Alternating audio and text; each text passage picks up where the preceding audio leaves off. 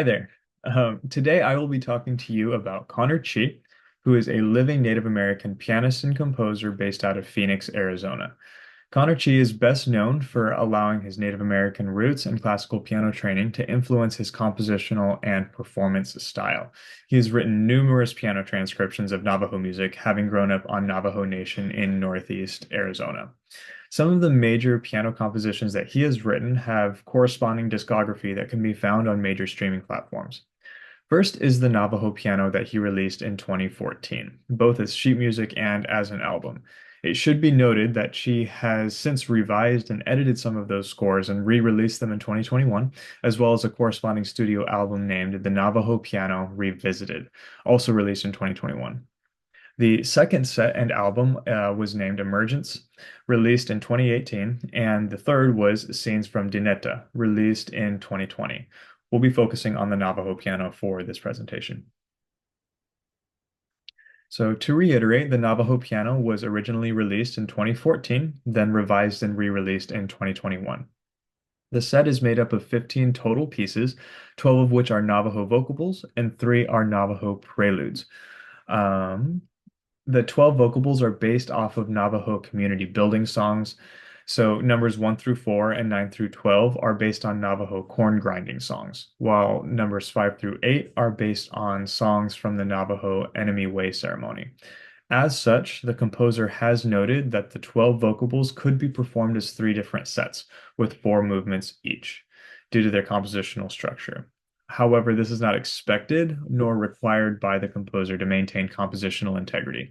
We will be focusing on vocable number 12 for the remainder of this presentation. So number 12 is the last piece in the set of vocables and is perhaps the most difficult piece in the set. As you might be able to tell from the picture of the first page that I have included on the slide, this piece is definitely placed above an RCM level 10, just due to the sheer number of notes as well as the metronomical suggestion of quarter note 100 beats per minute. This piece is quite involved and has many advanced stylistic and pedagogical features. The first stylistic feature I'd like to note is the pentatonic upper right-handed melody starting on measure 3. I specify upper right hand because those 16th note arpeggiated passages are written to be split between the left and the right hands. The passages start in the left hand, as you can see, while being continued or finished by the right hand. So proper hand balance, not just between the hands, but also within the hands, is going to be crucial when learning this piece. Should also be noted that the dynamic contrast that the composer has included in the score is forte and piano starting at measure 3. Right here you have this right-handed melody that shows forte with piano being assigned to the supporting arpeggiated accompaniment. Special attention needs to be taken to properly and accurately voice the melody as it's notated. Some more pedagogical features of this piece are the accented chordal bass notes in measures 14 and 18. The composer is very intentional in his indications that the chord is changing from a major 1 chord to a minor 6 chord, so featuring this will be very important. Additionally, it's also important that the 16th note passages are played as evenly and consistently as possible.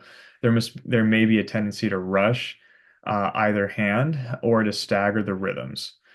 So playing with control is extremely important. So with that said, I'd like to go over some practice strategies that could be used when teaching or learning this piece. First of all, those 16th note passages that I just talked about, if we play those staccatoed, combined with a very slow metronome and no pedal, will make sure that those passages are evenly and consistently played. The pedal has the tendency to mask over and blend mistakes, and with how thickly textured those arpeggios are, we cannot afford to hit a wrong note that is sustained by the pedal for a measure.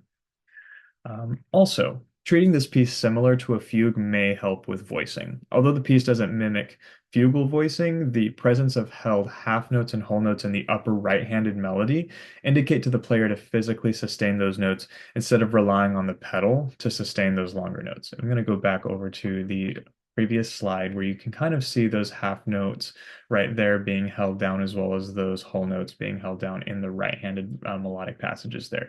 Very important to be holding those down and voicing those properly. Singing the melodic line will help in thinking about those longer phrases too, since the melodies of this vocable would have been traditionally vocalized anyway. Lastly, taking special care to intentionally voice that melody with control will be crucial for its success. There may be a tendency to throw the upper right hand fingers to voice that melody line, which will result in an accented or sforzandoed effect, which the composer does not call for. Maintaining proper posture, hand balance, and arm alignment will be paramount to ensure proper control and strength to be delivered to the melody carrying fingers up there. Also, using a brushstroke technique for the lower part of the right hand as well as the left hand is going to be really helpful in making sure that the left hand and supporting arpeggiated accompaniment doesn't overpower the right-handed melody. Lastly, I'd like to share some very useful performance feedback and tips from Connor Chee himself, and he has given me permission to share that with you all today. I found it helpful to hold the left-hand notes when possible. It allows you to do a half pedal or flutter pedal without losing the bass or harmonic progression. Not always necessary, but some pianos are very heavy in the middle, and it can sound cluttered or the melody gets lost without pedal changes. I want to say a very huge thank you to composer Connor Chee for allowing me to present on his piece today.